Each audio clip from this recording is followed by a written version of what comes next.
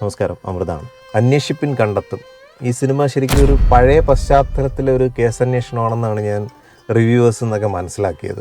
കഴിഞ്ഞ ദിവസമാണ് കണ്ടത്. പഴയ കാലഘട്ടത്തിലായതുകൊണ്ട് തന്നെ എൻ്റെ വീടിൻ്റെ തൊട്ടടുത്തൊരു പോലീസ് അങ്കിൾ ഉണ്ടായിരുന്നു. ഈ കുട്ടിക്കാലത്ത് ഫുഡൊന്നും കഴിക്കാതിരിക്കുന്ന സമയത്ത് ഈ അങ്കിളിനെ പറഞ്ഞ് പേടിപ്പിച്ച് അത് ഈ ഒരു കൊമ്പൻ തൊപ്പിയൊക്കെ ആയിട്ടുള്ളൊരു യൂണിഫോം, ആ യൂണിഫോം കണ്ടാൽ തന്നെ നമ്മൾ ആ യൂണിഫോമിൽ ഒരാൾ നിൽക്കുന്ന കണ്ടാൽ തന്നെ നമുക്ക് ആ കുട്ടിക്കാലത്തായതുകൊണ്ടായിരിക്കും എനിക്ക് ഭയങ്കര പേടിയായിരുന്നു. അപ്പോൾ ഇദ്ദേഹത്തിൻ്റെ പേര് പറഞ്ഞ് പേടിപ്പിച്ചിട്ടൊക്കെയാണ് അന്ന് ഫുഡൊക്കെ കഴിപ്പിക്കുമായിരുന്നു. അപ്പോൾ അതുകൊണ്ട് തന്നെ ആ ഒരു കാലഘട്ടത്തിൽ ഒരു പോലീസ് വേഷങ്ങളും അങ്ങനെയൊക്കെയുള്ളൊരു സംഭവം കാണാമെന്ന് വിചാരിച്ചാണ് ഞാൻ ഈ ഒരു സിനിമ കണ്ടത്. പക്ഷേ ഈ സിനിമയ്ക്കകത്ത് എനിക്ക് തോന്നുന്നു അത്രയും പഴയ കാലഘട്ടമല്ല, കുറച്ചും കൂടെ മുന്നോട്ടുള്ള കാലഘട്ടമാണെന്ന് എനിക്ക് തോന്നുന്നു. കാരണം ഇതിനകത്ത് അങ്ങനെയുള്ള കോസ്റ്റ്യൂംസ് ഒന്നുമല്ല. പക്ഷേ എങ്കിലും ഈ സിനിമയുടെ ഏറ്റവും നല്ലൊരു ബ്യൂട്ടി എന്ന് പറഞ്ഞാൽ ഇതിൻ്റെ കളർ ടോൺ. അതായത് നമ്മളൊരു ഈസ്റ്റ്മാൻ കളറിലൊക്കെ ഒരു സിനിമ കാണുന്ന പോലുള്ളൊരു കളർ ടോൺ അത് നന്നായിട്ട് ഇതിനകത്ത് വർക്ക് ചെയ്തിട്ടുണ്ട്. പിന്നെ ഇതിനകത്ത് അഭിനയിച്ചിരിക്കുന്ന ആക്ടേഴ്സ് ആയിരുന്നാലും ഇപ്പോൾ എസ്പെഷ്യലി അത് എടുത്ത് പറയേണ്ടത് ഇതിൻ്റെ ഹീറോ ആയിട്ടുള്ള ടോവിനോ തന്നെയാണ്. അദ്ദേഹം ഇപ്പോഴത്തെ ന്യൂജനിലൊരു അസാമാന്യ പ്രതിഭയുള്ളൊരു കലാകാരനാണ്. കാരണം ഇപ്പോഴത്തെ ന്യൂജൻ ആക്ടേഴ്സ് ഒരു പഴയ കാലം ഒക്കെ ചെയ്യുന്ന സമയത്ത് നമുക്ക് അത്രത്തോളം ഒന്നും അത് ഉൾക്കൊള്ളാൻ കഴിയത്തില്ല. പക്ഷേ ഇദ്ദേഹത്തിൻ്റെ മാനറിസം ആയിരുന്നാലും ഇദ്ദേഹം ആ ഒരു കഥാപാത്രത്തിനെ മോൾഡ് ചെയ്തിരിക്കുന്ന ഒരു ശൈലി ആയിരുന്നാലും മേ ബി അത് സംവിധായകൻ്റെ കഴിവായിരിക്കാം. പക്ഷേ എങ്കിലും ആക്ടർ അത്രത്തോളം ഇൻവോൾവ് ചെയ്ത് അഭിനയിക്കുമ്പോൾ മാത്രമേ ആ ഒരു ഫീൽ നമുക്ക് കിട്ടത്തുള്ളൂ. അത് ഈ സിനിമയുടെ from the beginning till the end ടോവിനോനെ ഒരു പഴയ കാലഘട്ടത്തിലെ ഓഫീസറായിട്ട് നമുക്ക് ഉൾക്കൊള്ളാൻ കഴിയുന്ന, അത് ഈ ന്യൂജനിലുള്ള എല്ലാ ആക്ടേഴ്സിനും കഴിയുന്ന ഒരു കാര്യമല്ല. അത് അദ്ദേഹം നന്നായിട്ട് ചെയ്തിട്ടുണ്ട്. പിന്നെ ഇതിനകത്തുള്ള കോസ്റ്റ്യൂംസ് ആയിരുന്നാലും ആ പഴയ കാലഘട്ടത്തിലെ വാഹനങ്ങളായിരുന്നു, ആ കുറ്റാന്വേഷണമൊക്കെ അതിനൊരു മൊമെൻറ്റോ ഉണ്ട്. ആ മൊമെൻറ്റോ ഒക്കെ ആ ഒരു സ്ലോ മൊമെൻറ്റത്തിൽ തന്നെയാണ് ആ അന്വേഷണം നടക്കുന്നതും. പിന്നെ ഇതിൽ 2 ഭാഗങ്ങളായിട്ടാണ്. അതായത് ഫസ്റ്റ് ഹാഫിൽ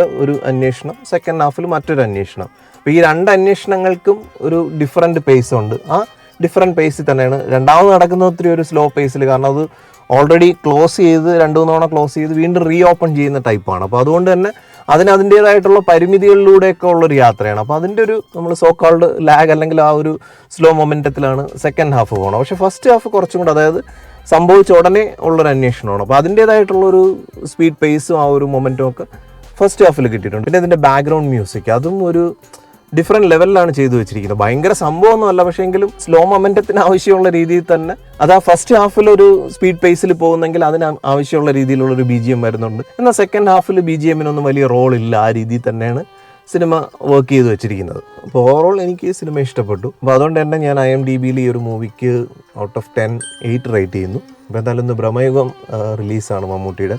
ഇന്ന് ടിക്കറ്റൊക്കെ എടുത്തിട്ടുണ്ട്, പക്ഷേ 6:30ക്കുള്ള ഷോ ആണ്. അപ്പോൾ അതുകൊണ്ട് തന്നെ നാളെ ഇനി അത് റിവ്യൂ ചെയ്യാൻ പറ്റത്തുള്ളൂ. ഈ റിവ്യൂസ് കൊണ്ടുള്ള പോസിറ്റീവ് സൈഡ് ഉണ്ടെങ്കിലും അതിൻ്റെ ഒരു നെഗറ്റീവ് വശം എന്ന് പറയുന്നത് നമുക്ക് ആ ഒരു ബ്രഹ്മയുഗം ഒരു ക്രിയേറ്റ് ചെയ്ത് വെച്ചിരിക്കുന്ന ഒരു സസ്പെൻസ് ഉണ്ടല്ലോ. അതായത് ട്രെയിലേഴ്സ് കട്ട്സിലൂടെയും ഒക്കെ ആ ഒരു സിനിമയുടെ ടീം ഇങ്ങനെ എസ്റ്റാബ്ലിഷ് ചെയ്ത് കൊണ്ടുവന്നിരിക്കുന്ന ഒരു സംഭവമുണ്ട്. അത് നമുക്ക് ഫസ്റ്റ് റിവ്യൂ ഒക്കെ വരുമ്പോഴത്തേക്ക് നമുക്ക് ഇന്നിപ്പോൾ സിനിമ റിലീസ് ചെയ്ത് കഴിഞ്ഞിട്ടുള്ള റിവ്യൂസൊക്കെ ഞാൻ പലതും കണ്ടു നോക്കിയപ്പോഴത്തേക്ക് എനിക്ക് ആ ഒരു എക്സൈറ്റ്മെൻറ്റ് ലെവൽ അങ്ങ് കുറഞ്ഞു പോയി.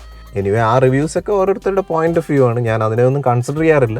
പക്ഷേ എങ്കിൽ പോലും എവിടെയൊക്കെയോ നമുക്കൊരു മുൻധാരണ വരുന്നുണ്ട് സിനിമയെക്കുറിച്ച്, ഇങ്ങനെയൊക്കെ ആയിരിക്കും എന്നുള്ളൊരു മുൻവിധിയോടുകൂടി നമ്മൾ പോയിരുന്ന സിനിമ കാണേണ്ട ഒരു ഗതികേടുണ്ട്. ഇപ്പം ഞാനും റിവ്യൂസ് ചെയ്യുന്ന ഒരാളെന്നുള്ള നിലയിൽ അത് പറയുന്നത് ശരിയല്ല. പക്ഷേ എങ്കിലും ഒരു സിനിമ ആസ്വാദകൻ എന്നുള്ളൊരു പോയിന്റ് ഓഫ് വ്യൂവിൽ നോക്കുമ്പോഴത്തേക്ക് റിവ്യൂസ് ശരിക്കും നമുക്ക് ആ ഒരു മുൻധാരണയോടുകൂടി പോയിരുന്ന് കാണുക എന്ന് പറയുന്നത് അതിൻ്റേതായിട്ടുള്ള ഒരു എഫക്റ്റ്, അല്ലെങ്കിൽ നമ്മുടെ മനസ്സിൽ ആ ക്രിയേറ്റീവ് ടീം ഇട്ട് തന്നതിന് അതെല്ലാം കൂടെ ഒറ്റയടിക്ക് അങ്ങ് തകർത്തിട്ട് പിന്നെ നമ്മൾ വീണ്ടും വലിയ എക്സ്പെക്റ്റേഷനൊന്നും ഇല്ലാതെ പോയിരുന്ന് കാണേണ്ട ഒരു അവസ്ഥയുണ്ട്. എന്ന് വെച്ചിട്ട് ബ്രഹ്മയുഗം സിനിമയെക്കുറിച്ച് എനിക്ക് എൻ്റേതായിട്ടുള്ള കുറേ എക്സ്പെക്റ്റേഷൻ ലെവൽസ് ഉണ്ട്. പ്രത്യേകിച്ച് മമ്മൂട്ടി എന്ന് പറയുന്ന കലാകാരൻ നമ്മൾ മൃഗയിലൊക്കെ അദ്ദേഹത്തിൻ്റെ പെർഫോമൻസ് നമ്മൾ കണ്ടതാണ്. അപ്പോൾ അതുകൊണ്ട് തന്നെ അതിൻ്റേതായിട്ടുള്ളൊരു എക്സൈറ്റ്മെൻറ്റ് ഈ സിനിമയ്ക്കകത്തുമുണ്ട്. അത് അദ്ദേഹത്തിൻ്റെ ഒരു ഗംഭീര പ്രകടനം ഇതിനകത്ത് എന്തായാലും ഉണ്ടാവും എന്നുള്ളതിലൊരു സംശയമില്ല. ആ ഒരു എക്സൈറ്റ്മെൻറ്റ് ഒരിക്കലും ഒരു റിവ്യൂവർ പറഞ്ഞ് നമുക്ക് മാറ്റാനും പറ്റത്തില്ല. അപ്പോൾ എന്തായാലും ബ്രഹ്മയുഗം കണ്ടിട്ട് അതിൻ്റെ റിവ്യൂ ആയിട്ട് നമുക്ക് വീണ്ടും കാണാം. Thank you for watching and thank you for supporting me.